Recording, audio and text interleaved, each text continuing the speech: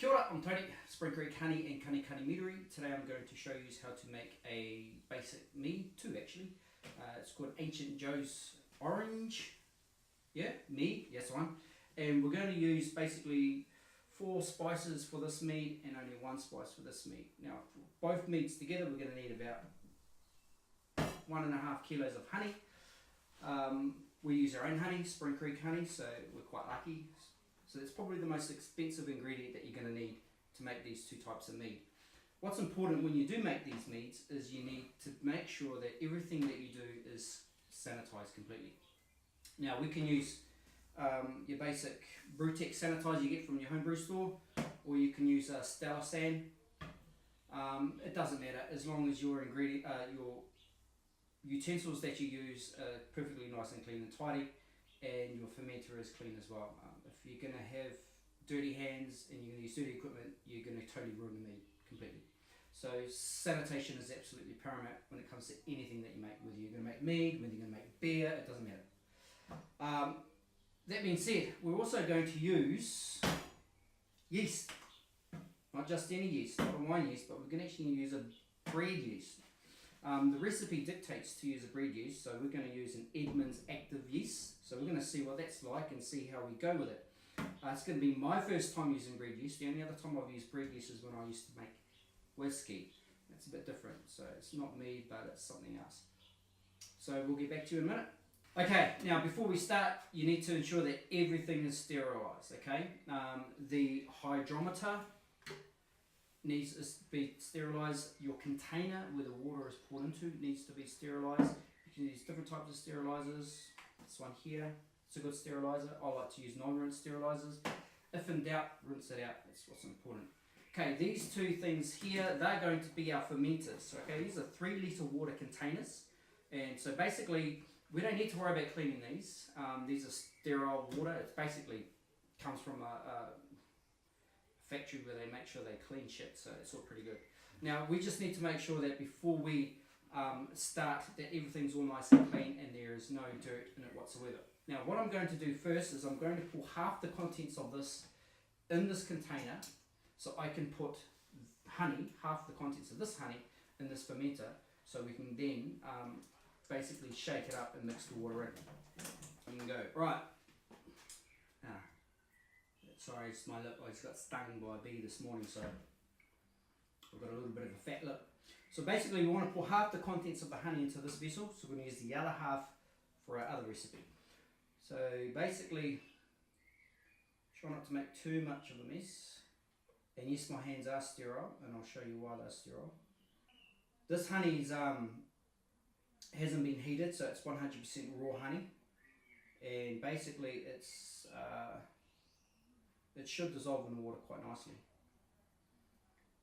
Alright, so we're just going to guess it. You don't have to be, nothing's precise, or we don't have to be 100% on the ball with this. And we've still got a bit more to go, haven't we? Alright. Keep going, keep going. I honestly don't know what the ABV is going to be on this. The recipe doesn't really say what the ABV is, or what the starting gravity is on this recipe. In fact, we put a bit too much on there. That's fine. We could probably, if we need to put more honey in the next one, we'll be right. Alright, see that? It's not good. And yes, the rag is sterile as well, so we need to close her up.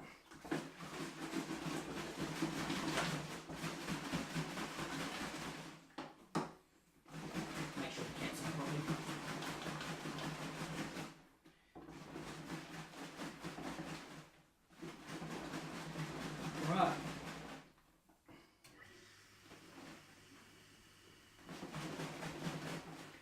Okay, that's fine. Beautiful, that smells nice.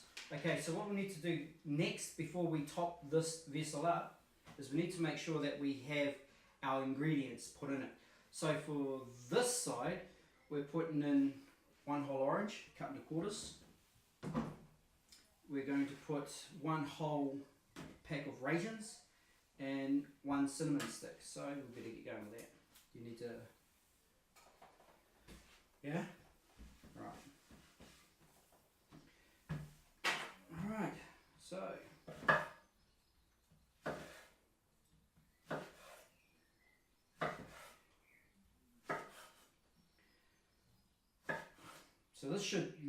this mead should give us a nice, a very nice citrusy base. So what I'm doing is I'm just lightly squeezing the orange just to release a lot of that citrus that's in it.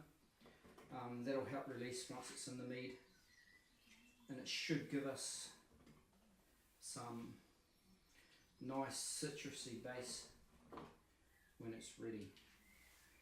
Right.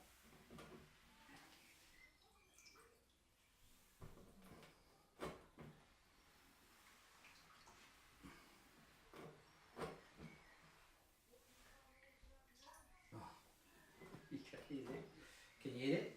Can you hear it? No. Alright. Okay, so we've got the orange in there. The whole thing. You don't have to wash the orange. Doesn't matter. Next thing we need to add is our raisins. And so 1 whole box of raisins. Where are you? We're going back to school. I'm going back to school. I've been handy since I was at school. Raisins. Cheap meal. Oh, crikey. What are they? Sun-made raisins, California sun-dried.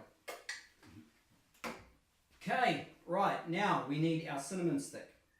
So we pop that in there and we're good to go. So we're not going to use all the water, okay? We're only going to top the vessel up to about, you need a little bit of room. So we're going to pour this water back in there. She'll go without spilling everywhere. Right, there. So I'm not going to completely top it up right now. I'm just going to put a little bit in there. Now what I'm going to do is I'm going to put this lid on and I'm going to mix it again. Now, just want to make sure that all the ingredients are mixed in.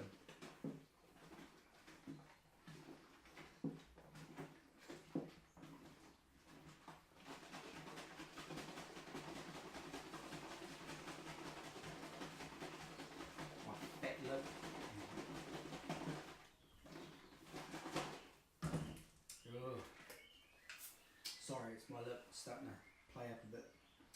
Right, so we top it up again to where we want it. Probably about there will do. We don't want to add too much.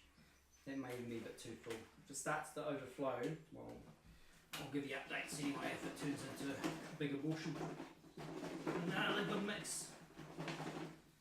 Right, so we need to take a hydrometer test. We need to see what the gravity is on this, what our starting gravity is. Again, make sure that it is completely sterile. So I can put this in here. That's clean. Right, scratching my face, isn't it? We pour that in there,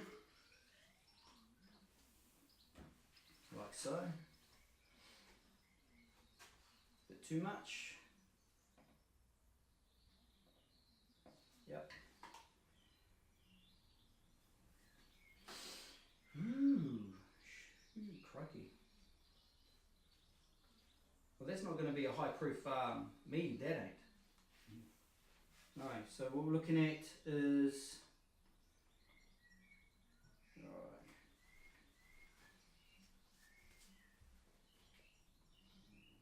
yeah, she's proof alright.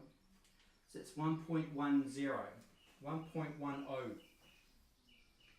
if you can go past the bubbles. Yeah. So our starting gravity is 1.10. Good. Right. So we add that in there. Now that's been added in. The next and the most important thing is our yeast. So we're going to use Edmonds active yeast. So we use 1 teaspoon of yeast for this. So we're not going to do a starter, we're just going to pour it straight in.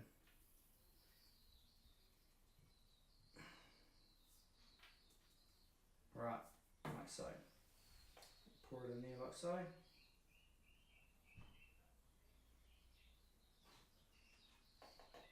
It'll be interesting to see what this tastes like actually. Hey, good. Right. Okay, just give it a nice little mix up. And we need a bit of aeration.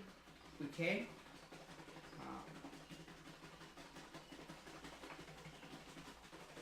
Alright, I suppose the next question you're going to ask is what are we going to use for an airlock? Simple. We're just going to use a, what's this? Oh yeah, Avengers balloon. Rightio, so we're just going to put that over. She's nice and locked tight. Keep this stored in a nice, it doesn't have to be warm. We're in spring here in New Zealand at the moment, so the average temperature is probably about 15 to 20 degrees, which is where we want this yeast to sit at while it's fermenting. We don't want it to get any hotter than 25. And we'll check that out in another couple of months. Cool. So, will we see the balloon activation by tomorrow, you reckon? Within 24 hours, you should start seeing CO2 escaping out of this, and it should start to, the balloon will start to fill up anyway. Within 24 hours. I don't know about that yeast actually, so if we're going to use bread yeast, I have no idea how long it will take for this yeast to activate. Was that a bee? Yeah. Yeah. So, you know, it could take, you know, typically it takes about 24 hours for the yeast to start to get into it. You know, what they need to do to start cooking this honey away. Cool. Alright,